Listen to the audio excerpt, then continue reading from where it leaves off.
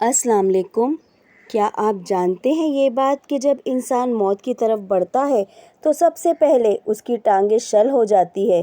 اس کی ایک حکمت یہ ہے، کہا جاتا ہے کہ جب ملک الموت کو کسی کی روح قبض کرنے کا حکم دیا جاتا ہے تو وہ سب سے پہلے اس کی ٹانگوں کو بے حس کر دیتے ہیں تاکہ انسان خوف کے عالم میں بھاگ نہ سکے اور اس کی آنکھیں اس منظر کو دیکھتی ہیں جو اس کے سامنے ہوتا ہے۔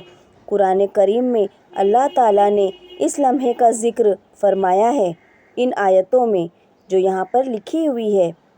آخری وقت میں انسان کی بصارت کو مضبوط کر دیا جاتا ہے، یعنی وہ صاف صاف دیکھ پاتا ہے تاکہ وہ ان تمام حالات کو دیکھ سکے جو اس پر بیت رہے ہیں، جیسا کہ قرآن میں ارشاد ہے۔ یعنی یہ تمام باتیں قرآن شریف میں لکھی ہوئی ہیں۔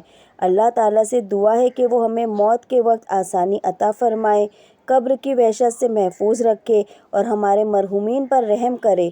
اللہ ہم سب کو حسن خاتمہ عطا فرمائے اور ہمیں جنت الفردوس میں جگہ عطا فرمائے اور موت کی سختیاں ہم سب پر آسان فرمائے۔ آمین ثم آمین۔